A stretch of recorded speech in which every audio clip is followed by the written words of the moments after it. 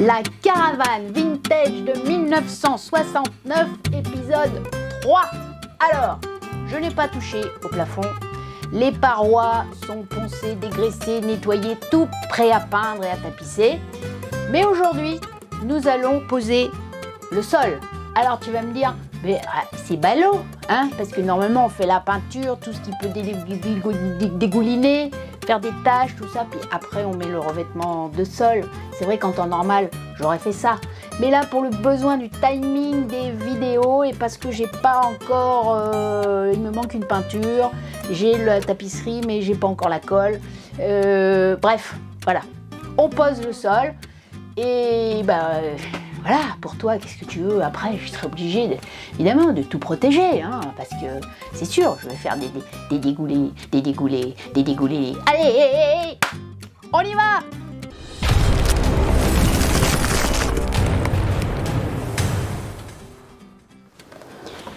Coucou les filles et les garçons qui nous rejoignent. Heureuse de vous retrouver pour ce nouvel épisode d'Elle Bricole, l'espace où on apprend et on progresse en bricolage pour devenir autonome à la maison. Si tu débarques...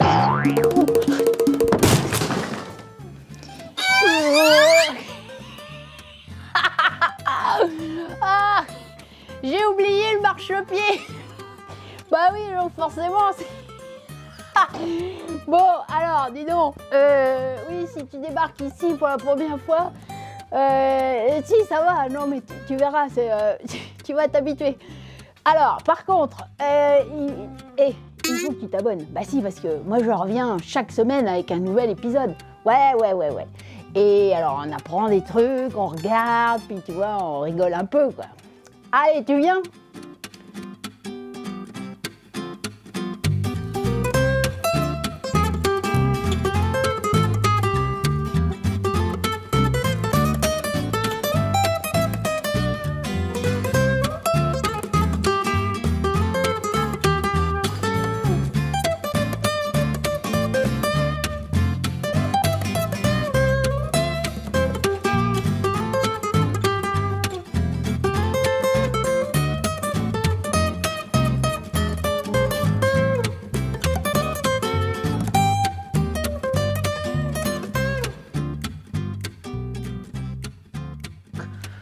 Je prends l'option de n'enlever que celle-là, ce qui va quand même permettre de dégager le seuil par le haut, et je viendrai le repositionner en glissant comme ça et en rabattant.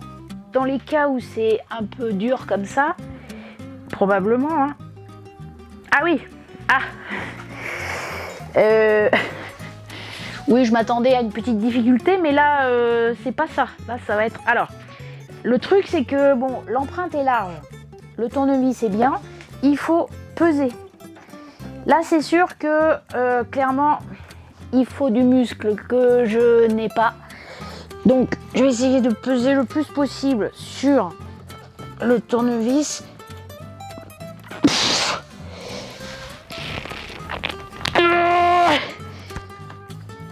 Il ne se passe rien.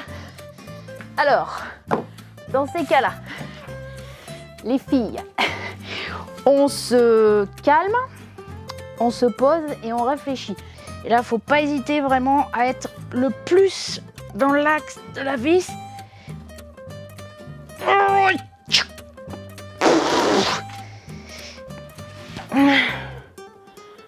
Comment c'est possible ça? Vu la taille de la tête, ça veut dire que c'est quand même une vis, et puis bon, c'est du bois. Alors, qu'est-ce qu'il y a?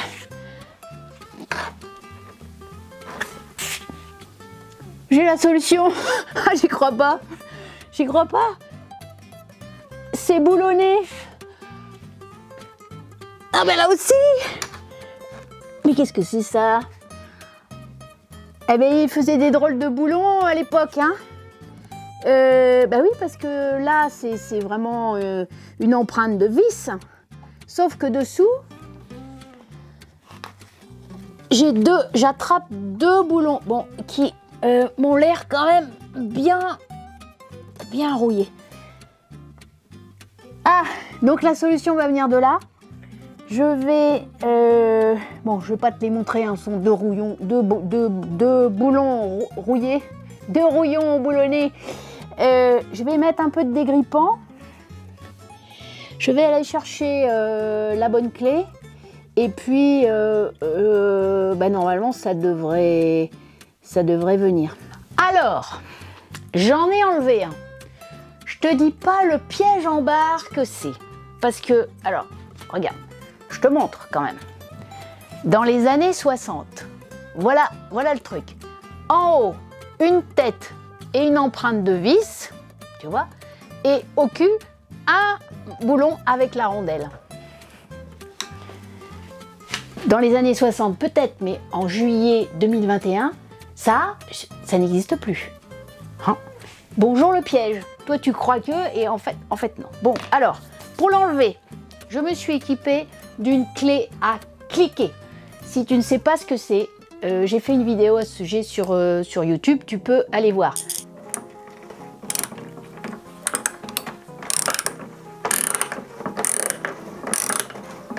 Alors ici, ça bouge toujours pas. Hein. Et pour la faire sortir, je ne suis pas allée par 4 chemins. J'ai pris la masse par-dessous. Et voilà. Je finis avec mon gros tournevis. C'est pas la peine de m'envoyer des commentaires en disant « Oh, tu vas abîmer ton couteau, ton ciseau à bois !» Non, ce ciseau à bois, il est prévu. J'ai un ciseau à bois en bon état pour travailler le bois. Celui-ci est prévu pour être dézingué, pour ce genre de boulot. Donc, j'ai commencé par, à la masse, essayer de le glisser dessous pour soulever un petit peu le rivet.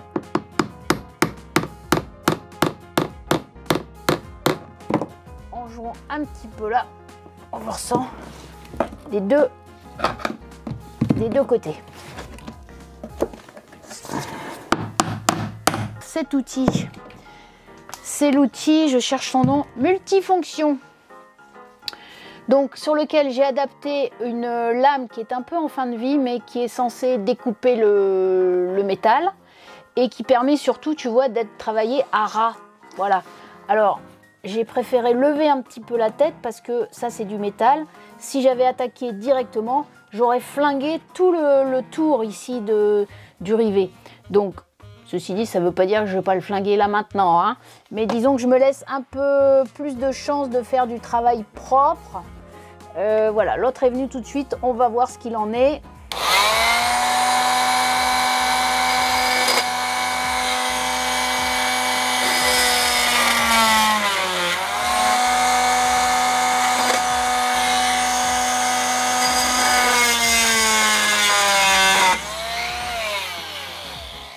Voilà, juste un petit peu plus dégagé avec un petit mouvement vers le haut. Évidemment, on a mis les lunettes, hein, au cas où. Donc, je peux délicatement enlever la partie qui sert à protéger le champ. Voilà. Évidemment, hein, bon là c'est relativement simple, mais quand tu démontes comme ça, tu mémorises ce que tu fais pour le refaire à l'envers après. Là. Et j'espère donc que je vais mettre des gants. Le seuil va bien vouloir. Oui! Alors est-ce que... Donc il est... Oui. Ouais. Yeah. Voilà le seuil. Donc il y avait cette partie là et le retour là à l'extérieur. Bon, j'avais une petite crainte là. Donc voilà, le seuil est enlevé. Ça va me permettre de nettoyer parce que tu vois c'est vraiment crado. Et il y a une sacrée épaisseur de merde. Hein. Là. Ouais. Et donc mon nouveau revêtement, je vais pouvoir venir pile poil contre le montant en bois. Voilà, bah tu vois, sur juste cette chose-là, j'y suis quand même depuis 1 heure. Hein? Allez, on y va. On repart. J'ai donc décidé de garder le sol qui est parfaitement collé encore. C'est des bonnes colles à l'époque. Hein. Il y a juste, bon là, tu vois, c'est découpé, mais voilà, là c'est donc d'origine, hein, sur la partie supérieure des roues. Là, ça remonte. Donc moi, quand je vais venir, là aussi, tu vois, j'ai enlevé une vis parce qu'il y avait, je sais plus quoi, là, les coffres. C'est hyper rigide. Donc pour mettre un sol souple par-dessus, il faut évidemment que ça soit le plus plat possible. Donc on lésine pas, puis en plus tu vois c'est dégueulasse. On coupe. Je vais découper toute cette partie-là pour que ça soit bien à plat. De manière à ce que mon sol à moi, il trouve pas d'obstacle. Ah, je sais pas ce que c'était que cette colle de l'époque, dis donc, mais elle est encore un peu molle. Elle colle bien. Bon, là, tu vois, voilà, au doigt c'est mieux. Voilà, là ça viendra bien à ras. Je te disais que la colle, elle tenait bien, tenait vraiment bien. Je sais pas si je vais y arriver à faire un bord propre là.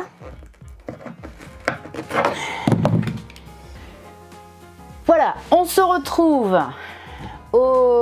avec le revêtement de sol. Alors je t'explique rapidement, j'aurais préféré des lames PVC à clipser. Les adhésives, je n'en veux pas. Pour une question de budget, je ne sais pas si du simple au triple. Bon, ici c'est quand même, ça va être peu utilisé. C'est le prix qui a fait essentiellement la différence. Donc je me retrouve avec un vinyle et c'est la première fois que je vais poser ce genre de revêtement. J'ai déjà posé de la moquette, il y a belle lurette, donc ça c'est à peu près le même principe. Mais donc bah, c'est une première, et qui dit première dit souvent quelques âneries à la clé. Donc on va voir ce qui va se passer. Alors pour poser ce revêtement, c'est une toute petite surface, hein, on est à peine à 4 mètres carrés, donc on oublie la colle. Je vais simplement me servir d'un adhésif double face. Et puis il y a ce super seuil que je vais remettre à l'entrée, donc il va bien poser le truc au lieu de passage. À cet endroit-là, il y aura un couchage qui restera couchage, donc évidemment pas de poids ni rien. Donc allez, en adhésif on est bien. Donc il me faut un cutter, j'ai un araseur, j'ai 1 mètre, un crayon, de quoi maroufler, hein, pour repousser le revêtement pour qu'il soit bien à plat. Et puis j'avais ça, j'ai pas encore testé si je peux couper ou pas. J'ai donné quand même un petit coup d'équerre pour vérifier à la fois et dans la structure de la caravane qu'ici c'était bien d'équerre partout, et aussi sur la découpe d'usine, hein, c'est parfaitement d'équerre, donc je vais pouvoir sans problème commencer proprement ici. J'ai mesuré en amont là les coffres de roues puisqu'il va me falloir faire 2 découpes à l'identique. Donc pour ça j'ai retourné le rouleau pour pouvoir travailler avec un peu plus de place, et quand les découpes seront faites, je vais bien sûr le remettre à l'endroit. Je vais commencer ici parce que ici c'est sous le lit, donc comme je sens quand même un petit parfum de conneries à venir, au moins si je fais des conneries ça se verra pas. Allez, c'est parti, allons-y pour ce modeste chantier, hein. 4 mètres carrés de vinyle quand même, c'est pas la mer à boire, hein. Allez, on y va.